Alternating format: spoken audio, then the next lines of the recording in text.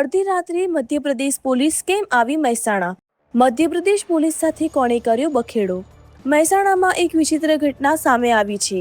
મધ્યપ્રદેશની ખુશી પવાર નામની એક યુવતી લગ્ન કરીને મહેસાણા આવી હતી.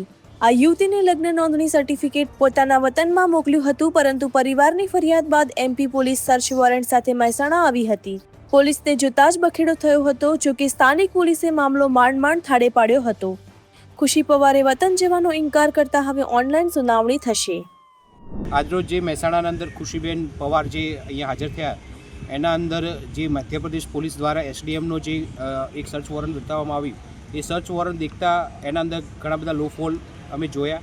એના અંદર સ્પષ્ટ રીતે જે આ લોકોએ મેરેજ કર્યા બાદ જ્યારે ત્યાંની સ્થાનિક પોલીસને જ્યારે આરપીડીથી સ્પીડ પોસ્ટથી અને મેલ દ્વારા એમને જ્યારે જાણ કરી દીધી હતી કે એમને કાયદેસરના લગ્ન કર્યા હતા. આ માહિતી મધ્યપ્રદેશની સ્થાનિક પોલીસ જાણતી હોવા છતાં એસડીએમને ધ્યાન ના દોર્યું અને એસડીએમને પણ આનું પૂરતી તકેદારી રાખ્યા વિના સર્ચ વોરંટ દાખલ કરી દીધું.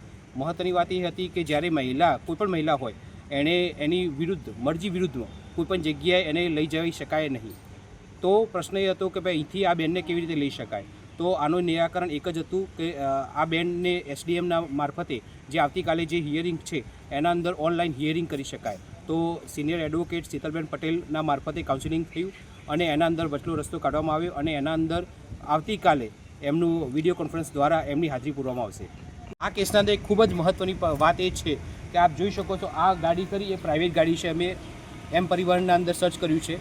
આ ગાડી ખરી એ જે છોકરી ખરી એના ફાધરની છે.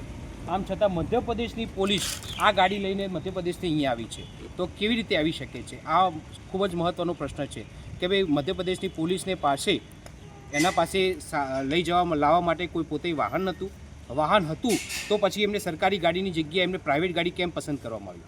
તો આ પ્રાઇવેટ ગાડીના અંદર જો આ બેનના છોકરીને જો લઈ જવામાં આવ્યું હોત તો એની સિક્યુરિટીની જવાબદારી કોની રહેત? આ ઘણા બધા પ્રશ્નો હતા જે મધ્યપ્રદેશની પોલીસને અને મધ્યપ્રદેશની સરકાર અને ત્યાંના એસડીએમની જે કામગીરી કરી એને શંકાસ્પદ દાયરાના અંદર મૂકી દે છે. તો સદનસીબે આ બધી વસ્તુઓ અહીંયા ખોટી સાબિત થઈ છે અને એસડીએમની આવતીકાલે જે વિડીયો કોન્ફરન્સ થશે એના અંદર હિયરિંગના અંદર તમામ આ બાબતના ખુલાસો પૂછવામાં આવશે.